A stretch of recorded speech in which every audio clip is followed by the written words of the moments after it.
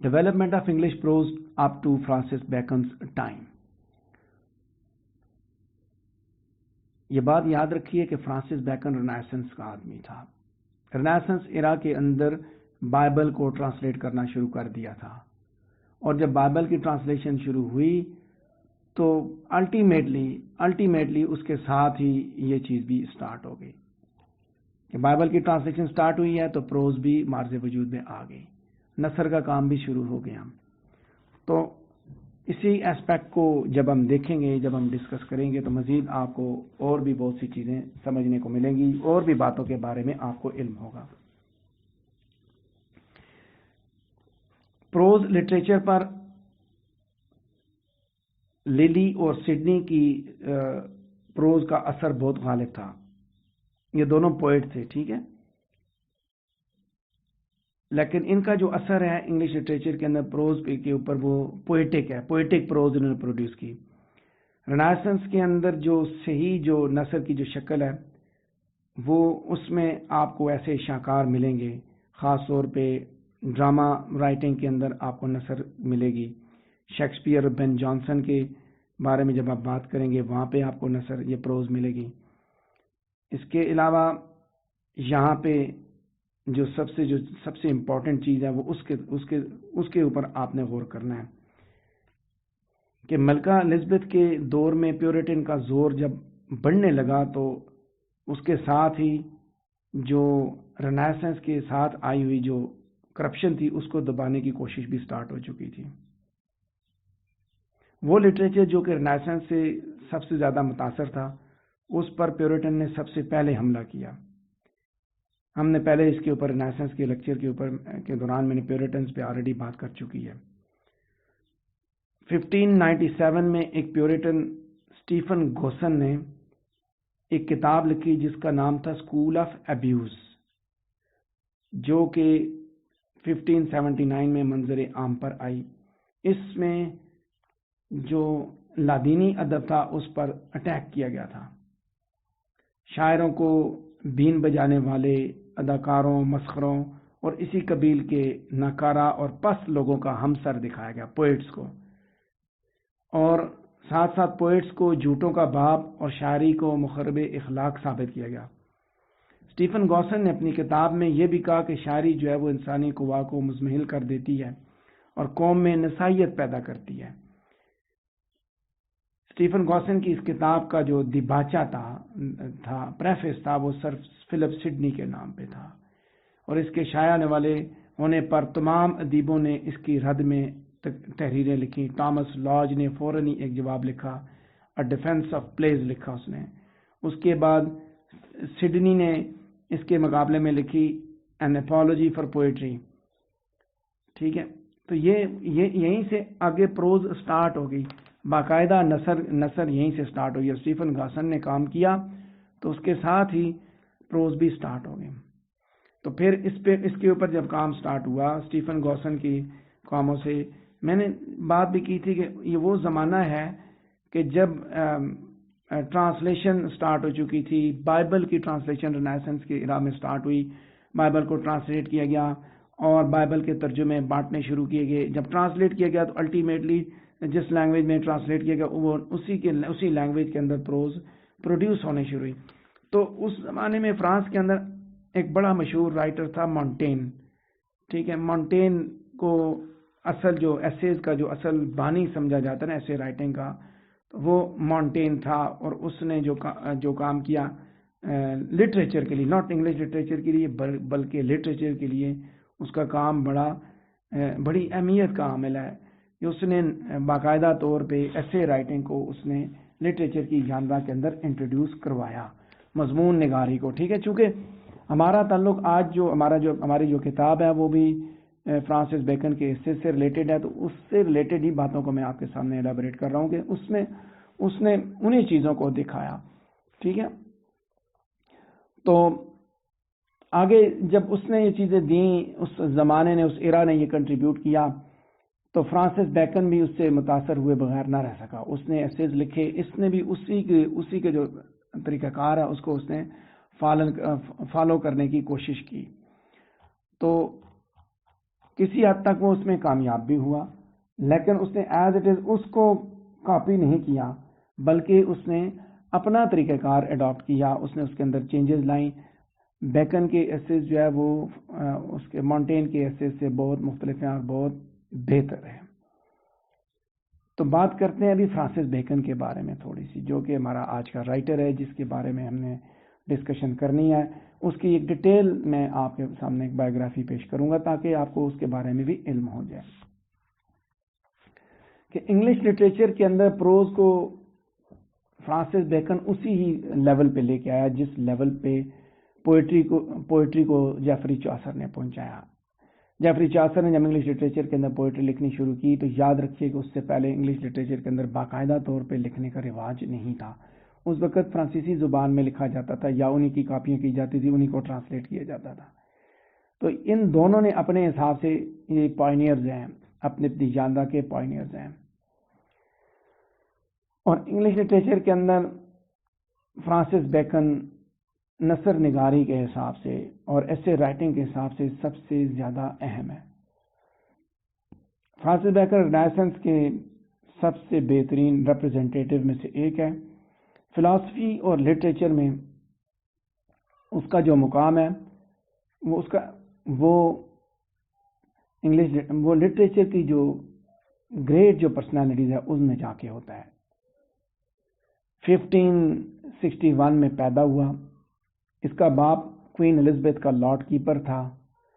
Francis bacon بچپن سے ہی بڑا سیریس آدمی تھا اور کوئین الزبیتھ اسے مائی ینگ لارڈ کیپر کے نام سے پکارا کرتی تھی۔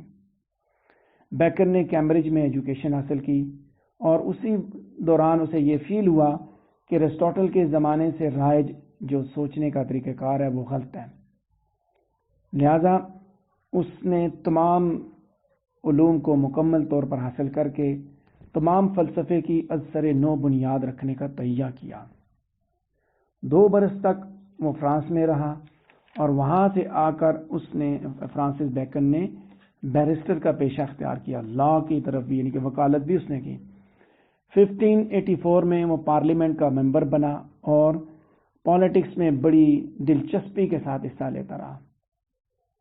لارڈ برلے جو کہ اس کا خالو تھا، اس کی مدد سے بیکن نے ترقی حاصل کرنے کی کوشش کی اور اس کے بعد اس نے پھر آرل آف ایسیکس سے دوستی کی اور اس دوستی سے بھی فائدہ اٹھایا۔ یہاں 2 بندوں کی ہم نے بات کی، لارڈ برلے جو اس کا خالو تھا اس سے بھی فائدہ اٹھایا اور آرل آف ایسیکس سے بھی فائدہ اٹھایا۔ لیکن جب queen Elizabeth oral of Essex سے ناراض ہوئی تو فرانسس بیکن نے آرل آف ایسیکس کے خلاف قانونی کارروائی میں حصہ لیا۔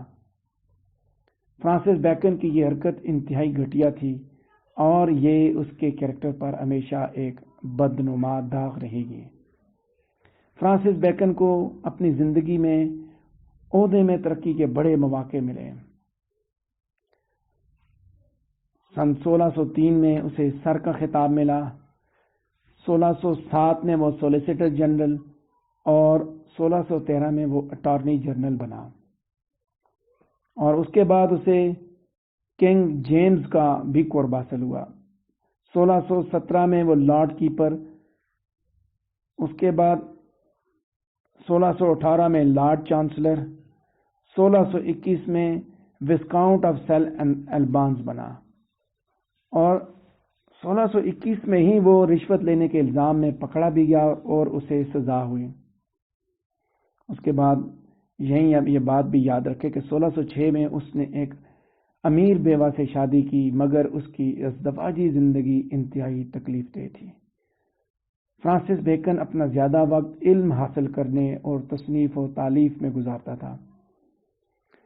اس کا کردار عجیب و غریب ہے، ایک طرف وہ بڑے اعلیٰ ذہنی درجے پر نظر آتا ہے تو دوسری طرف بڑے پست اخلاقی درجے پر، ایک ہی آدمی ہے۔ اس لیے اس کو پوپ نے اس کے بارے میں یہ بات کہی تھی کہ the wisest and the meanest of mankind، کہ بہت عقل مند بھی ہے اور بہت کمینہ بھی ہے۔ کمینہ آپ کے سامنے میں نے بات کر دی، آرل آف ایسیکس اس کا دوست تھا، اس کے خلاف کارروائی میں قانونی کارروائی کے معاملے میں وہ ملکہ کے ساتھ تھا، پھر اس کے بعد اس نے مفادات کی خاطر یہ سارے کام کیے. موقع پرست انسان تھا لیکن ساتھ ساتھ عقل مند بھی بہت تھا. تو جیسے میں نے بات کی کہ اس کے بارے میں اس نے کہا the wisest and the meanest of mankind. لیٹن اسٹیچی ایک بڑا مشہور ایسسٹ ہے, اس نے اسے سانپ سے تشبیہ دی کہ جو علم کو بین کو سن کر اپنا سر اٹھاتا ہے, علم کی بین جیسے بانسری نہیں بجتی, علم کی بین سن کر سر اٹھاتا ہے اور اس کی خوبی میں محو ہو جاتا ہے, مگر جو زمین والا ہی ہے زمین میں چھپ کر دوسروں کو کی ایڑی ڈسنے کو اپنی فطرت سمجھتا ہے, چھپ کے وار کرتا ہے, مفاد پرست ہے نا. سو اس کے ذہنی کردار کی الوہیت اور اخلاقی کردار کی پستی بڑی عجیب ہے. ذہنی اعتبار سے جب آپ اس کو پڑھیں گے تو اس سے زیادہ عظیم ہستی آپ کو کم ہی نظر آئے گی. فرانسس بیکن نے فلسفے میں انقلاب پیدا کر دیا اور اس طریقے کا انوینٹر بنا, موجب بنا, جس کو ہم انڈکشن کہتے ہیں, انڈکشن کا طریقہ کار. ٹھیک ہے, سائنسز میں بھی اس نے, چونکہ اس کی چیزوں میں بعض جگہ پہ آپ کو اس کے حوالے ملیں گے, ریفرنسز ملیں گے جہاں پہ سائنس کے بھی حوالے دیے جاتے ہیں. سو انڈکشن کا جو میتھڈ ہے اس کا بھی اس کو بانی سمجھا جاتا ہے, یعنی تمام سائنسوں کی آج یہ بنیاد ہے. اور اسی سلسلے میں اس کی جو ڈیپ اسٹڈی ہے وہ بڑی امپورٹنٹ ہے. اور فرانسس بیکن نے جب دیکھا کہ اسکالسٹک طریقہ جو ہے وہ آبسولیٹ ہو چکا ہے اور یہ طریقہ کسی صحیح طرح کے خیالات اور صحیح نتائج کی رہنمائی حاصل کرنے کے بجائے محض الفاظ کا ہیر پھیر ہے اور ارسطاٹل کی ایجاد کردہ منطق حقیقت تک نہیں پہنچاتے, اسے محسوس ہوا کہ وہ حقیقت کو سوچنے کی مخصوص صلاحیت رکھتا تھا. اس میں فرانسس بیکن میں تحقیق کا زبردست شوق, رائے قائم کرنے کے لیے صبر و استقلال, غور و فکر کا مادہ, راضی ہونے سے پہلے احتیاط, یہ ساری چیزیں اس کے اندر موجود تھیں. غلطی کو جلد صحیح کرنے کی صلاحیت بھی تھی, خیالات کو محنت سے ترتیب دینے کا سلیقہ بھی موجود تھا. اس اعتماد کے ساتھ اس نے اپنی نئی منطق کو 1620 میں پیش کیا اور اس نے لیٹن میں یہ لکھی, نووم ارگم لکھی اس نے. ٹھیک ہے, اس کی پہلی جیسے میں نے بات کی کہ the wisest and the meanest, اور اس میں فرانسس بیکن نے 1620 میں یہ کتاب پبلش ہوئی. اس میں اس نے بتایا کہ تمام علوم ایک ہے اور ان کا مقصد عملی ہے. جتنا بھی نالج ہے, جتنی بھی چیزیں ہیں وہ سب ایک ہیں, مقصد ان کا کیا ہے, عملی ہے, پریکٹیکل ہے ان کا. انسان کی زندگی کا حاصل یہ کہ وہ فطرت کا مطالعہ کرے اور اس سے اپنے مفاد کے لیے نتائج اخذ کرے. غور کیجئے گا اس بات پہ کہ نتائج اخذ کرے. اس حالت تک پہنچنے کے لیے اسے جہالت اور غلطی کا مقابلہ کرنا پڑے گا. انسان نے کچھ ذہنی بت بنا رکھے ہیں جن سے وہ حقیقت تک نہیں پہنچتا. صحیح طریقہ یہ ہونا چاہیے کہ انسان قدرت کا مطالعہ کرنے میں غیر جانبدار رہے, ایکسپیریمنٹ کرے اور جلد نتائج حاصل کرنے سے باز رہے. ٹھیک ہے, یہ جیسے میں نے بات کی کہ اس نے جب میں نے اس کی بات کی اسکالسٹک کی, تو مڈل ایجز کے اندر ایک فلسفیانہ مکتب فکر جس کے اسکول کے بارے میں اس کو کہتا ہے کہ اس کو اسکال مین بولا جاتا ہے اور اس کے ماننے والوں کو اسکالسٹک کہتے ہیں. ٹھیک ہے, مڈل ایجز میں یہ سوچ تھی ایک رینیسنس سے پہلے. جیسے چاسر کی میں نے بات کی کہ چاسر اپنے ایرا کے حساب سے انوینٹر تھا, بگنر تھا, تو یہ بھی بگنر تھا. اس نے چھوڑا فرینچ ٹریڈیشنز کو چھوڑا, اس نے بھی یہ اسکالسٹک سسٹم کو چھوڑا. مذہب کو فلسفے کی بنیاد پر استوار کرنے کے لیے اسکالسٹک نے بیسیکلی پلیٹو اور ارسطاٹل سے فائدہ اٹھایا تھا. ٹھیک ہے, اور یہ اس کے بالکل اپوزٹ ہے. سمجھ آئی نا بات؟ کہتا ہے نا کہ تجربات ضرور کریں لیکن فوراً نتائج حاصل کرنے کی کوشش نہ کریں. لہذا بیکن کا جو علم اور علم حاصل کرنے کے طریقے ہیں اس سے انقلاب آیا. وہ سائنس اور سائنسی طریقے کا موجد ہے. سائنس اور سائنٹیفک جو ایکسپیریمنٹیشنز ہیں اس کے طریقے کو 50 برس کے اندر تمام یورپ نے مان لیا. آج تمام علوم بشمول سائنس اور ادب اسی طریقے کی پیروی کر رہے ہیں. فلسفے کی تاریخ میں فرانسس بیکن کی بڑی امپورٹنس ہے. بیکن نے اپنے بیسٹ آئیڈیاز کو لیٹن میں پیش کرنا ہی مناسب سمجھا کیونکہ اس لینگویج کو اس نے بیسیکلی یونیورسل لینگویج سمجھا. اس کی رائے یہ تھی کہ ماڈرن لینگویجز کچھ عرصے بعد ختم ہو جائیں گی لیکن اس معاملے میں وہ غلطی پر تھا، کیونکہ آج وہ اپنی انہی تصانیف کی بنیاد پر زندہ ہے جو جدید زبان یعنی انگریزی میں انگلش میں جو پروڈیوس کی گئی ہیں، صرف ان کی بنیاد پہ زندہ ہے، ورنہ تو اس کو جو لیٹن وغیرہ میں جو کچھ اس کا پروڈیوس ہوا ہے اس کے بارے میں اس کو کچھ بھی اس کی امپورٹنٹ وہ نہیں ہے، اس کی انفارمیشن نہیں ہے۔ تو انگلش لینگویج میں اس کی جو 4 جو ورکس ہیں، لٹریری ورکس ہیں، ان کے بارے میں بات کریں گے، جو کہ مختلف ژانراز کی جو سٹارٹنگ ہے بیسیکلی، ٹھیک ہے۔ اس میں پہلی ہے ایسیز، جو کہ ایسے رائٹنگ کے اندر ہے۔ ایڈوانسمنٹ آف لرننگ ہے، جو کہ علمی اور فلسافیکل مقالات کے اوپر بیس کرتی ہے۔ اس کے بعد ہسٹری آف ہنری 7 ہے، جو کہ ہسٹری رائٹنگ کے اوپر ہے۔ نیو اٹلانٹس بیسیکلی یہ قصہ گوئی کی تصانیف ہیں۔ ان سب میں سب سے امپورٹنٹ فرانسس بیکن کی ایسیز ہیں، جو کہ بیکن کو انگلش لٹریچر کا پہلا نثر نگار، پروز رائٹر بناتے ہیں، ایک ریگولر پروز رائٹر بناتے ہیں۔ اس کے علاوہ فرانسس بیکن کی ایک اور کتاب بھی ہے، نیو اٹلانٹس، جو کہ نامکمل ہے اور سب سے کمزور اس کی جو ہے نا وہ تصنیف ہے، ٹھیک ہے۔ اس میں جیسے اس میں پہلے تھوڑا سا ہم بات کریں ہسٹری آف دا ہنری 7 کے اوپر بات کریں تو اس کے اندر اس نے جو ہے نا جیمز اول کو خوش کرنے، جو فرسٹ جو اس کا وہ تھا نا کنگ جیمز 1، اس کو خوش کرنے کے لیے اس نے یہ کتاب لکھی تھی۔ اس کتاب کو آپ غیر جانبداری کی مثال نہیں دے سکتے، کیونکہ اس کے اندر اس نے جو کرنٹ جو تھا بادشاہ تھا کنگ جیمز 1، اس کے دادا کی مدح سرائی کی تھی، اسی کی تعریف کے لیے اس نے لکھی تھی۔ لیکن اس میں سائنسی اور سنجیدہ تاریخ نگاری بھی آپ کو دیکھنے کو ملے گی، ہسٹری رائٹنگ، سائنٹیفک اور سیریس جو ہے نا وہ ہسٹری رائٹنگ اس کے اندر آپ کو دیکھنے کو ملیں گے۔ ایڈوانسمنٹ آف لرننگ کے بارے میں بات کریں گے تھوڑی سی، کہ فرانسس بیکن نے اپنا فلسفہ جو اس کتاب کے ایڈوانسمنٹ آف لرننگ کے اندر عوام کے لیے اس نے ریپیٹ کیا۔ اس میں اس نے علم اور تعلیم پر بہت زور دیا، علم کے مقاصد، جدید دور میں علم کی حالت، ہیومن سائیکالوجی، ایتھکس، دنیاوی ترقی، غرضے کے وہ سب کچھ اس نے پیش کیا جو آج کل کی جو ایجوکیشن ہے، تعلیمات ہے، یعنی کہ سائنٹیفک ایجوکیشن کے دائرے میں آتا ہے۔ تو یہ جو اس کی تصنیف advancement of learning basically science میں ایک بڑا امپورٹنٹ کنٹریبیوشن ہے۔ اس میں ہمیں وہی دلکش رنگ بھی ملے گا جو ایسیز میں ہے۔ ادبی لحاظ سے اس تصنیف کا درجہ پھر بھی ایسیز سے کچھ کم ہے۔ آخر میں بات کریں گے ہم ایسیز پہ، جو کہ ہمارے کورس میں پرسکرائبڈ ہے، کہ فرانسس بیکن کے ایسے دراصل فرانسس بیکن کی زندگی کا، ساری زندگی کا نچوڑ ہے، حاصل ہے۔ اس نے اپنی زندگی کے تجربات کی بنیاد پہ یہ لکھا ہے۔ کیسے لکھا گیا، کانٹیکسٹ دیکھیے، شان نزول کیا ہے ان کی۔ فرانسس بیکن وقتاً فوقتاً اپنی زندگی کے بابت جتنے بھی اس کے خیالات ہوتے تھے ان کو وہ ایک ڈائری میں درج کیا کرتا تھا، اور اس کے بعد یہ سارے کے سارے جو خیالات ہیں وہ کچھ خاص ٹاپکس کے سرکل میں آ گئے، اور پھر اس کے بعد یہ شارٹ ایسیز بن گئے۔ 10 ایسے مضامین ایسیز یا councils and civil and moral کے نام سے 1585 میں پبلش ہوئے، یعنی کہ پہلے 10 ایسیز جو ہے نا وہ کاؤنسلز سول اینڈ مورل کے نام سے پبلش ہوئے۔ فرانسس بیکن نے ان ایسیز کو ڈسپوزڈ میڈیٹیشنز کہا، اور یہ دعویٰ کیا کہ ان میں وہ باتیں ملیں گی جو تجربے سے حاصل ہوتی ہیں اور کتابوں میں ڈھونڈے سے بھی نہیں ملتی۔ ان باتوں کے بارے میں اس نے یہ بھی کہا تھا کہ یہ انسانوں کے دلوں میں گھر کرتی ہیں اور ان کے روزانہ کے جو کام ہیں ان میں ان کی ہیلپ کرتی ہیں۔ ایسے کی جو ژانرا ہے اس کے بارے میں جیسے میں نے پہلے بات کی، مونٹین نے اس ژانرا کو انوینٹ کیا تھا۔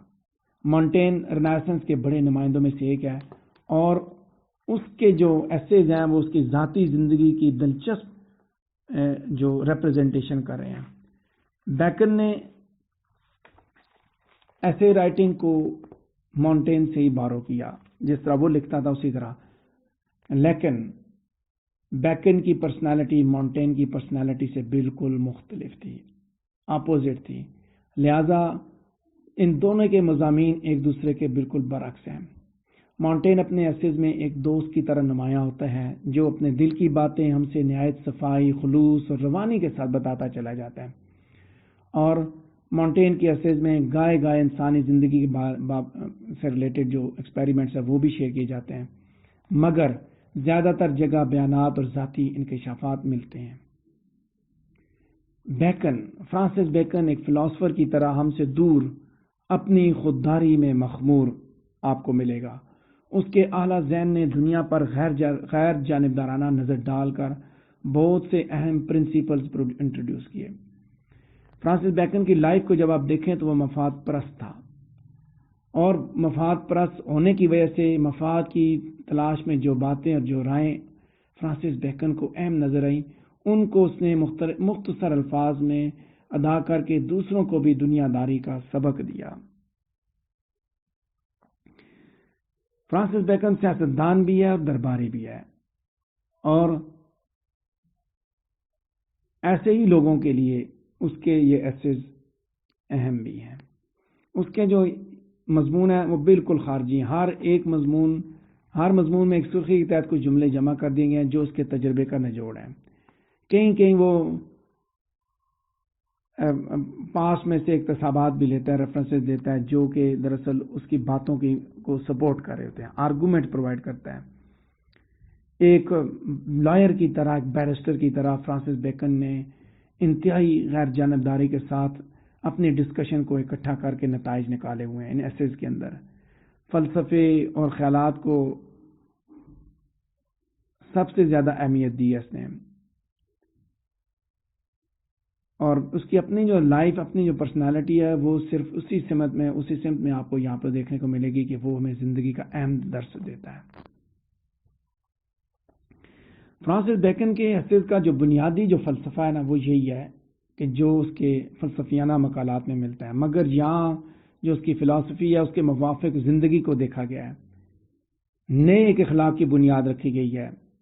فرانسس بیکن رینیسنس کا آدمی ہے، میکیاویلی کے خیالات سے متاثر تھا، اور نیکی جو ہے نا، نیکی جو اچھا کام ہے اس کے لیے کوئی بھی روحانی اہمیت نہیں ہے، یعنی کہ وہ نیکی کو کچھ بھی نہیں سمجھتا کہ نیکی کیا چیز ہے، کہ اس بلا کا نام ہے۔ فرانسس بیکن کو اس سے کوئی غرض نہیں ہے۔ فرانسس بیکن سمجھتا ہے کہ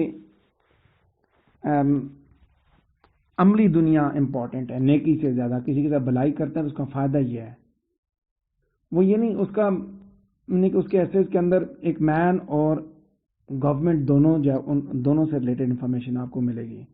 وہ کبھی یہ نہیں کہتا کہ انسان کو کیا کرنا چاہیے،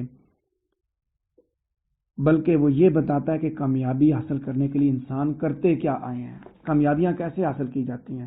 رینیسنس آدمی تھا نا، میکیاویلی کی بات کر رہا ہوں کہ میکیاویلی کے خیالات سے متاثر تھا۔ میکیاویلی کے نزدیک بھی نیکی کی کوئی روحانی حیثیت نہیں تھی۔ میکیاویلی بھی عملی دنیا سے اس کی سوچ تھی کہ نیکی کا بھی عملی دنیا سے، نیکی کر رہے ہیں تو نیکی کا کیا فائدہ ہے۔ میکیاویلی نے کتاب لکھی دا پرنس، جو کہ حکومت کرنے کے بارے میں، کہ کیسے آپ اینڈ جسٹیفائز دا مینس، کہ آپ اقتدار حاصل کرنے کچھ بھی کر سکتے ہیں۔ میکیاویلی یہی سمجھتا تھا کہ سچ بولنا اور دوسروں کے ساتھ بھلائی کرنا وہیں تک نیکی ہے جہاں تک یہ ہماری ذات کے لیے نقصان دہ نہ ہو۔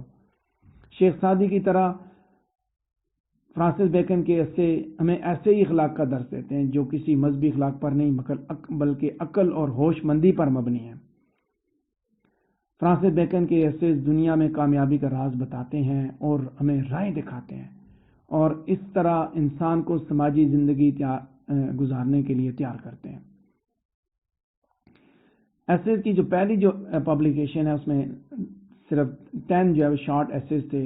دوسری پبلیکیشن 1612 میں ہوئی، یہ ایسیز مزید تھوڑے سے لینتھی ہوئے، اور آخر میں 1625 میں یہی ایسیز 52 کی تعداد میں ہو گئے۔ ایک سال بعد ہی 1625 کے بعد 1626 میں فرانسس بیکن برف باری کے موسم میں کبوتر کے گوشت پر تجربہ کر رہا تھا۔ اسی دوران نمونیا کے مرض میں مبتلا ہوا اور فوت ہو گیا۔ فرانسس بیکن کے تمام ایسیز کو جب آپ مجموعی طور پر دیکھتے ہیں تو آپ کو یہ محسوس ہوگا کہ زندگی سے متعلق کوئی موضوع ایسا نہیں جس کو بیکن نے ڈیل نہ کیا ہو۔ تندرستی قائم رکھنے کے اصولوں سے لے کر عام سماجی زندگی میں دوستی اور باہمی تعلقات کے اصول، درباری زندگی اور سیاست کی چالوں کی راہیں، گھریلو زندگی میں محبت اور رواداری کے طریقے، اور مذہب اور موت کے خیالات تک سب ہی کچھ فرانسس بیکن کے ایسیز کے اندر موجود ہے۔ دنیا میں کامیابی حاصل کرنے کے لیے فرانسس بیکن کی اس کتاب کو ایک ڈکشنری کی طرح استعمال کیا جا سکتا ہے۔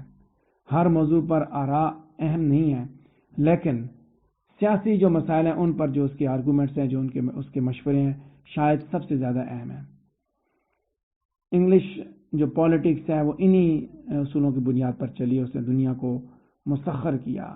مثلا پلاٹینیشز پر مضمون میں اس نے نیو کلونیلزم ہے اس پر حکومت کے سلسلے میں حکومت کو وہاں کے باشندوں کے ساتھ اچھا برتاؤ کرنے کی ہدایت کی۔ اس کا ایک ایک لفظ ہم پر انگریزوں کی حکومت کے موافق ہے۔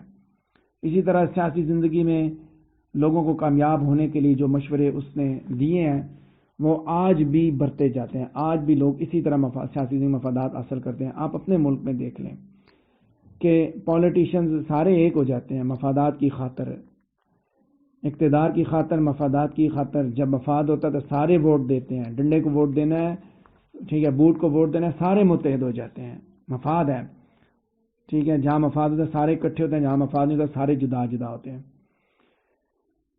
فرانسس بیکن جہاں وہ سیاسیات کے اوپر بات کرتا ہے وہاں مشورے دیتا ہے، وہیں وہ علم حاصل کرنے کے طریقوں، باغ لگانے کے بارے میں، ملاؤں اور سفر کرنے کے سلسلے میں بھی، احتیاط وغیرہ ان کے بارے میں بھی بات کرتا ہے۔ اس کے ایسیز میں یہ باتیں بھی موجود ہیں۔ چونکہ ابھی آج ہم اس کے رائٹر کے تعارف میں بات کر رہے ہیں تو میں آپ کو ایک وہ اوور ویو اس کے ایسیز کا دے رہا ہوں، پھر ڈیٹیل میں انشاءاللہ ہم آگے بھی ڈسکس کریں گے کہ ایک ایسے کے بارے میں بات کریں گے۔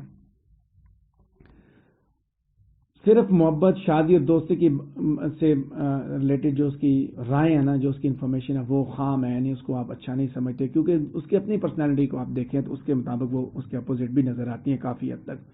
فرانسس بیکن مفاد کی دنیا سے بڑی گہری واقفیت رکھتا تھا۔ جتنا وہ مفاد کی دنیا سے اس کی واقفیت تھی تو اتنا ہی وہ جذبات اور روحانیت سے دور تھا۔ شادی جو اس نے پیسے کی غرض سے کی تو محبت کے پہلو سے بالکل ناآشنا تھا۔ ازدواجی زندگی کو ہر بڑے کام میں وہ رکاوٹ سمجھتا تھا، چاہے وہ بڑا کام اچھا ہو یا برا ہو، اور بچوں کو تکلیف دہ اشیاء میں سمجھتا ہے۔ میں اس کی پرسنل لائف کی بات کر رہا ہوں، لیکن ایسیز میں وہ ایسا نہیں ہے۔ تو اصل میں دیکھا جائے تو وہ ایک ایسا انسان ہے جس کے دل میں نرمی نہیں ہے۔ اس کے اقوال وہیں تک جاتے ہیں جہاں تک مفاد کا تعلق ہے، خالص علمی دنیا کی وسعت ہے۔ مفاد کی دنیا کی بات کر رہا ہوں، مفاد ہے تو فائدہ ہے۔ فرانسس بیکن کے بہترین مضامین میں سے آف سٹڈیز ہے جو علم حاصل کرنے کے سلسلے میں انسٹرکشنز دیتا ہے۔ فرانسس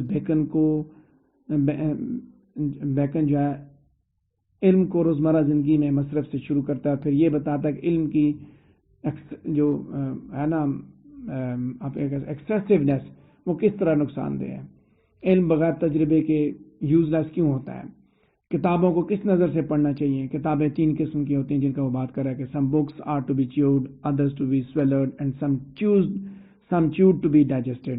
کچھ صرف اوراق گردانی کے لیے، کچھ نگلنے کے لیے، اور کچھ خوب چبا کر ہضم کرنے کے لیے۔ پڑھنے لکھنے سے انسان کے کردار پر کیا اثر ہوتا ہے، علم کے مختلف شعبے نفسیات انسانی پر کیا کیا اثر کرتے ہیں اور ان سے دماغی صحت میں کیسے مدد مل سکتی ہے۔